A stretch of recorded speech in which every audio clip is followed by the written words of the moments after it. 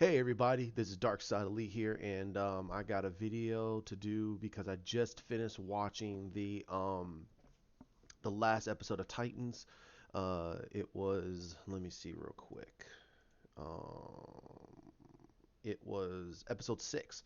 So this was the mid-season finale of of the show. Um, what are my thoughts of this episode? It was basically season 2, episode 6, called Connor. So this is our first introduction to Connor, uh, Connor Kent, aka Con L or Superboy. What did I think of this, and what do I think they're going to be going with this character? Um, I really like this episode. They really honestly gave us a great interpretation of Connor. He fell closer to he fell close to the not the Young Justice comic book run of Connor, where he was getting more closer to Tim Drake than anything else. Without introducing Tim Drake in this series, which is a travesty because Connor wasn't part of any team until way later. If everyone knows their comics, that Connor was created when Tim Drake was Robin. Batman had his back broken. Superman was already dead. The two mainstay heroes were not in comic books anymore. So we had the Azrael Batman, and then we had the reign of Superman.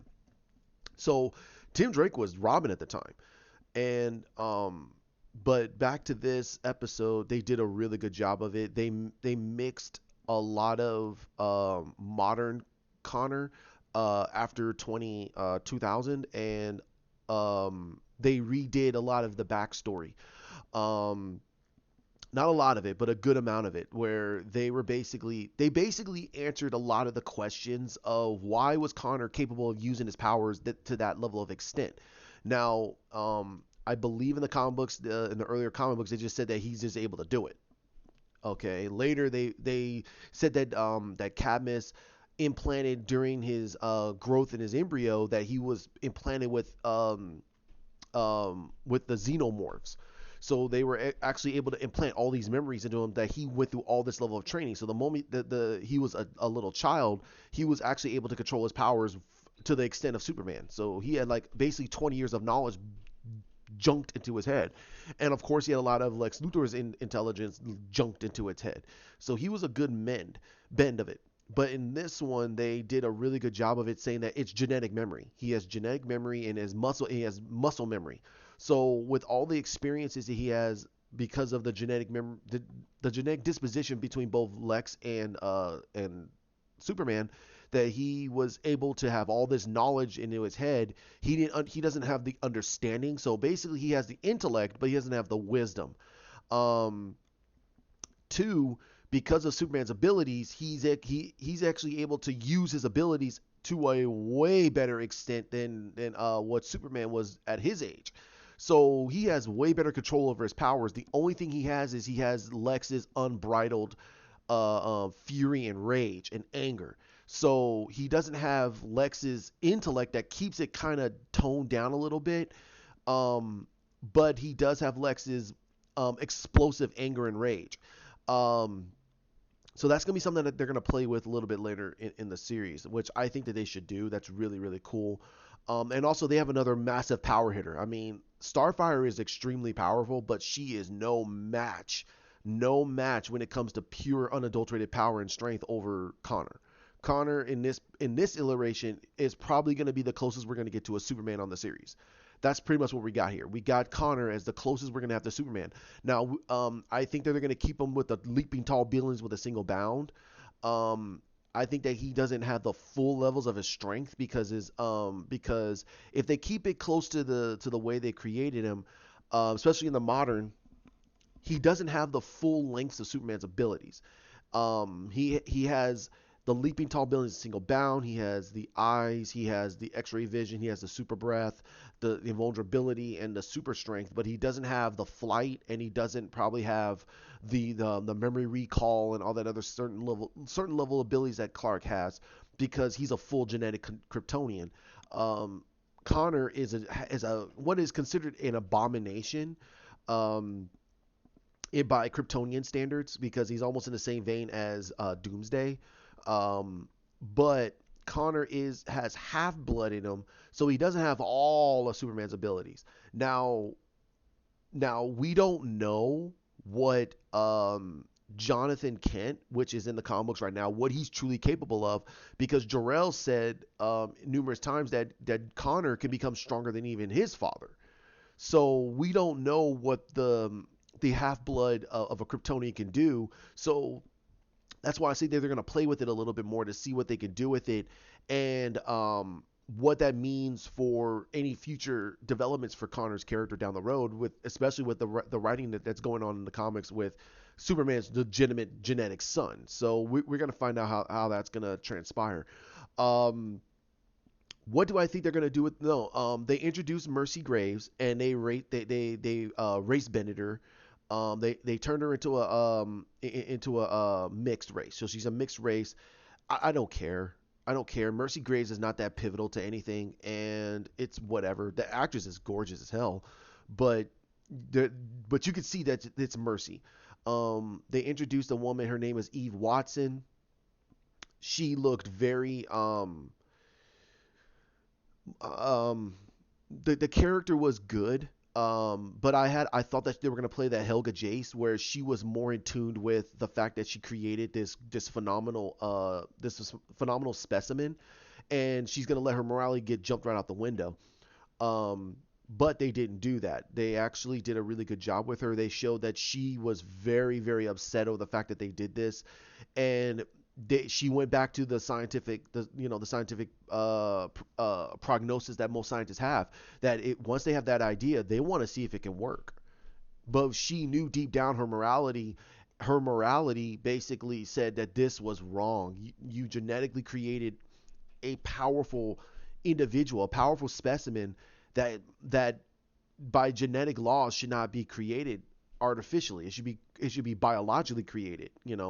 So, and on top of that, they stole Superman's blood. So there's a lot of things they're going to be doing with that, and also what's going to be in tune for this character. I think that they're going to shelve her character for a little bit. We're probably going to see her maybe one more time, and she's going to try to manipulate. They're going to try to have her manipulate Connor into coming back, and she's gonna die. I have a feeling she's gonna die, and that's gonna solidify that Connor's gonna join up with the Titans. So that's gonna make that team very, very powerful. So I have a huge feeling at the end of this season we're gonna have Connor a part of the team. Hawk and Dove are gonna be gone. Starfire's gonna stay for the obvious reason. Um, Rachel is gonna finally have someone in there that she can actually be able to talk to and grow with, because Gar's definitely afraid of her. That's the way they made it. And Gar right now is on a crossroads with himself, because they put him in the shelf. Richards put him on the shelf, and what the heck is going to be doing? He's one of their most powerful characters, because he can morph into any animal and have the power and the strength of that animal. So it's kind of hard to see what they're going to do with him, because if he's turned into a tiger, it gets kind of boring. We got to see him turn into other things. Um, but having Connor there, you're gonna have another powerhouse. That's why I think that they're gonna introduce the Tamaranians. The Tamaranians are gonna be very, very powerful, and how are they gonna deal with Connor? Because he's a very powerful individual, and if he gets trained by Dick Grayson, that's insane. I mean, because even in the comics, when Richard never truly trained Connor, it was Tim. Tim trained Connor. Tim was very, very close to Connor, as close as Clark is to Bruce.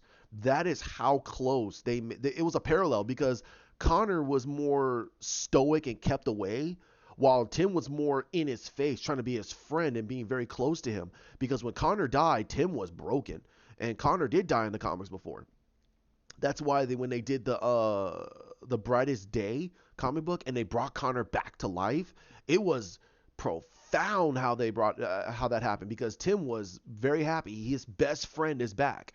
And it was the same thing. It was the same parallel between Clark and Bruce. As much as Bruce is stoic, Clark tries to be his friend as much as possible, because he knows that Bruce does need friends, and he will be the closest to him, because they both come from the same background. They both lost their parents. They're both orphans, and they're both was raised by other people that wasn't genetically their parent, but they loved them regardless. in case for Superman, it was Ma and Pa Kent, and if for Bruce's case, it was Alfred. So they have a lot that they sorry, they have a lot that they have in common. But Bruce is always going to be Bruce, and that's what the thing about Connor is, because Connor is the best and negative of both worlds. He has the arrogance of the Kryptonians, but he has the graciousness of Superman, that he enjoys his powers, he enjoys helping people, but he has that unbridled rage that Lex has, but he has the stunning intellect that Lex has. So he has the positive and negatives of both his fathers, and they're doing that very very well even in this iteration. Now, I called it at the very end. I don't know if I said it in my last video, but I knew that Connor was gonna save Jason. I knew that was gonna happen. They're not gonna kill Jason in this season. There's no way. They're not gonna have that level of brutality. I think that they're going to develop the Jason and Connor, where it's I have a feeling that Jason is going to try to pervert the innocence that Connor has, because he knows that he has this massive powerhouse. He can manipulate him, because Jason could be the cool kid, the cool bad boy, while Connor is just being trying to have friends. He's trying to have friends. He's trying to and everything else. But the thing is that I have a massive, massive feeling that Jason is going to manipulate him. He's going to manipulate him, and it's gonna make Richard go, "What the heck are you doing? Why are you doing this?" And he says, "Well, he has to be his own guy," and blah blah. No, he's manipulating him. He's growing him into a way that would pervert Superman's legacy. And Jason doesn't know that, and he doesn't care. Honestly, he doesn't care. He just wants to get the job done, and he needs a powerhouse to do it, because as much as he's a great martial artist and he's a great fighter, he can't take bullets. Connor can. So I have a feeling that they're going to do that. They're going to develop that relationship and that friendship for probably the rest of this season, but it's going to sour because of Jason's because of the way Jason is. He is a manipulative little bastard. He's a manipulative person, and he doesn't care.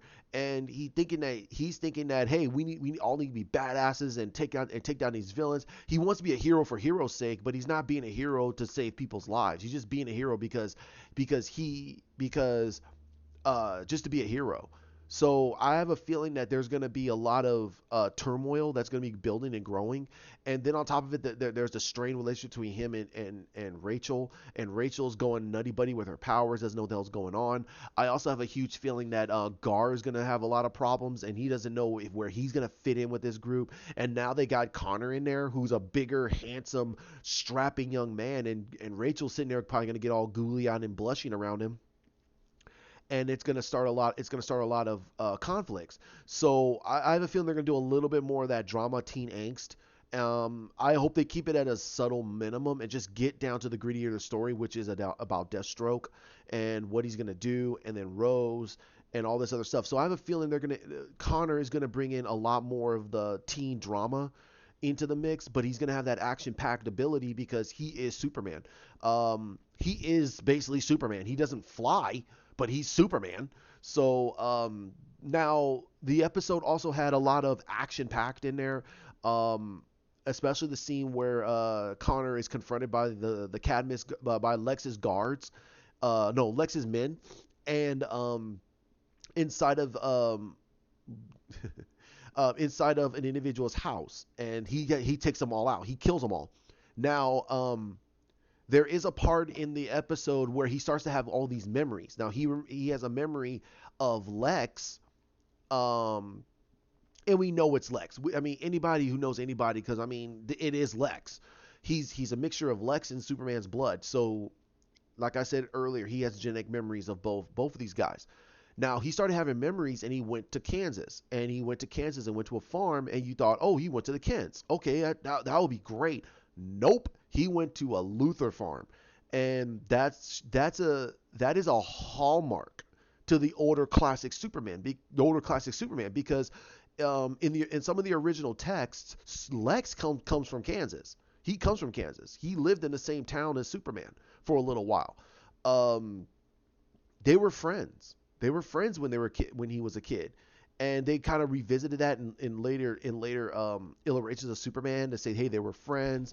They anybody who remembers Smallville, the TV show Smallville, they did that. Um, where Lex got the bald head because of the meteor shower that that Clark showed up in, Kal-El showed up in. So there were a lot of things that they did in this episode as a hallmark and a callback to classic Superman, and even in Smallville, that Clark and Lex were friends when they were young. They were they were really good friends. But they went back to the scientific Lex. He was business. He was all about the sciences. He has and but his father, who was Lionel Luthor, he stated that his son had something wrong with him, and he tried to teach him morality, but he had no empathy. He's a true sociopath. But he didn't understand that his son was a true sociopath. He's a genius. He was a complete genius. But the thing is that his father was a genius. It says his father was a scientist, but his father was nowhere near as intelligent as him.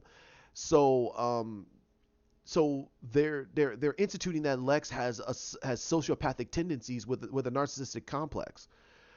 He believes that he's the right he believes he's right, and he believes that everything he's doing is for the betterment, but it's not. It's just basically to make him rich and make him powerful. So you got a lot more about Lex. And then one vision he got was it, which got him to the farm, was it was of a young Clark. So that's what brought him over to Kansas. But instead of going over to the Kent farm, he went over to Luther farm. So Lionel talked a little bit more about Lex, that he felt that he was in a small area and he wanted to go to a bigger area and have bigger, better avenues with his life. And Lionel never really, he was proud of his son, but he didn't have any resentments. The only thing he had a resentment towards his son was the fact that he tried to teach him morality, it didn't stick. And he tried to teach him in more ways than one. And I think that he punished him by hitting him, like say, hey, you did something wrong, smack.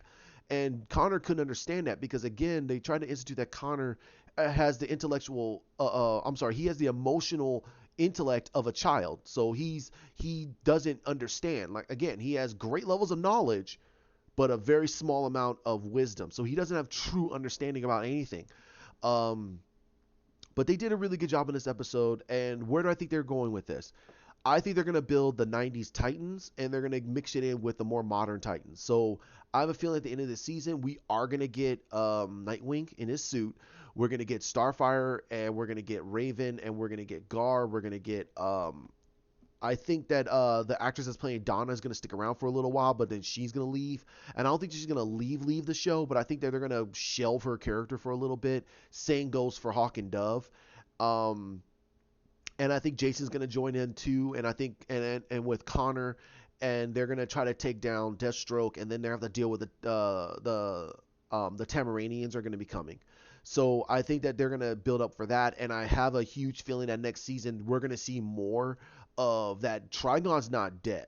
I think Trigon's not dead. I think he's hurt bad because he was so surprised by his daughter, her power coming out so in such an eruptive manner that it just weakened him to the point where when she probably threw him back in the same dimension that he was in, and basically they're going to have to deal with that. So I have a feeling that but when we get to season 4, which this season is really good. I think that Deathstroke was a great villain just to bring in the past so they can move forward to the future. I don't think they're going to kill Deathstroke. I think they're going to hurt him bad to the point where basically they're going to throw him into a prison. And we're going to probably get hints of the Suicide Squad. We might get hints to a Suicide Squad, or we're going to get hints to something a little bit bigger. But I think they're going to bring back Trigon, and they're going to have this huge, gigantic battle between Trigon, and it's going to be the kids. It's going to be it's going to be the Titans versus Trigon, part 2. So we're gonna that's what I'm thinking they're gonna do. The next season is gonna be all about the Tamaranians, and they're gonna introduce probably a few more characters. But I think they should introduce maybe 2 more characters, and that's it. They should just focus on the characters they already have. We don't know very much about Gar. We only have a little bit about Gar. and we don't know about his. We know a great amount about his abilities, but they've never really expanded his powers. They only made it where he could just transform into a tiger. That's it. So I think they're going to do a lot more with him, hopefully. And introducing Connor into the mix again, that brings in more of the ladies, and that's fine. And also the kid's a very strapping dude, and he's huge. He's big. He's very muscular, and they did a really good job with that. He does have the look of a young Superman. He does. He has a great look of a young Superman, and because of his build, he looks great. I mean, I have to admit on that. If you give him the blue and red and yellow costume, and have him another 10 more years on his life, and made him taller, and made him a little bit bigger comparable to his size, he will look like a Superman. He will look like Superman. In my honest opinion, he will look like Henry Cavill Superman. He almost looks like Henry Cavill Superman. He's built like that. It's scary. They did a really good job on the casting on that. And I hope that the actor sticks around. I hope they keep the character around. I hope they kind of show him for a little bit, and then have him come in when they really need him. Don't overuse him, because the CGI budget for this is going to be insane, because they're going to have all the Tamaranians. I know they're not going to have like a sky full of fire people, and no. I think they're going to tone it down a little bit, make it a little more personable. I think that we're going to be introduced to Blackfire. And if anybody knows who Blackfire is Starfire's older sister. That's her older sister who wants the throne, but needs to get rid of Starfire, because the Starfire is the legitimate heir to the throne by her own father's words. He bypassed Blackfire because he knew that Blackfire was a sociopath. So we got to see. But again, those are my thoughts, and I hope that everybody gets that. This episode is really good. The series is actually getting better. And the less they have of Rachel's character, and they develop her a little bit better, the better, because she's dragging me down a little bit. I don't like that type of teen angst in her. Just um just like she's to me, and I know how people are gonna feel about it, but to me, she feels like she's more of a soap opera actress than a TV actress, and especially a comic book action actress. I mean, Anna Diop is doing a damn good job with Starfire, and so is Mika Kelly. And I know that they have way more experience because they've been around for a good long time, but this actress is acting more like it's a soap opera, and that's bad. It's bad. She's overselling her emotions. They're making her do way too many emotional things. They need to gritty her down, and get her down to be, in certain aspects be cold, and other aspects be stoic. They need to figure out a way what to do with her, because right now she's back to classic season 1 Rachel Raven, and it's, to me, I don't like that. I want her to she's too much like a soap opera actress, and that's what I stated to a lot of people before I even did this channel. So that's my what do I think of this. This episode's really good, but Deathstroke was better. Deathstroke was really good. The episode before this, episode 5, Deathstroke, was a lot better, because we got a lot with Deathstroke. This one was really good because we got introduced to this character, and it just sped through. Like, we got enough information to go, okay, now you know about Connor, you know what he is, you know where he's at, you know where his mentality is, you know everything about him already. We can now move forward with this story. We don't have to do any more backdrops to anything to try to fill in the gaps. They don't really have to. They gave us enough right there for us to go, okay, now we can move forward with him. And that's good. I really like that. I know a lot of people are gonna ask, are we gonna introduce Superman in this? I go, no. I wouldn't even have Superman anywhere near this. I think that having him in San Francisco was a lot better, and keeping it low brow, and then keeping it low key is very good.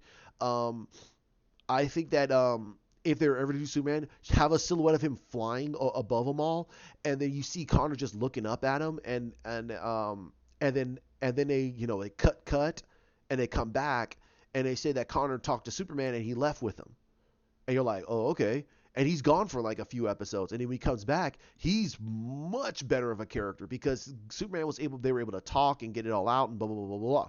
So they're able to do a lot more with that character. So that's my opinion. Oh, my ranking of this, like I said, I think that Deathstroke was the better episode of the series right now. No, of this season. I can't say the series right now. No, no, no. Of this season is one of the better. It's the better episode of this season, but it's up there. I think it's tied. Probably a little hair down because I like Deathstroke a little bit more. The way because this episode's about Deathstroke. This episode. I mean, I'm sorry. This season's about Deathstroke. It's not about Connor. It's more about Deathstroke. So I hope that you guys like it. Comment, share, subscribe down below. Hit that bell, please. Um, and tell me what you guys think of it. I mean, I'm gonna keep doing this till the end of the season, and then I'm gonna give a huge season wrap up of the whole thing. So we guys can see what's going on. Okay, you guys have a great one and have a great day. Bye.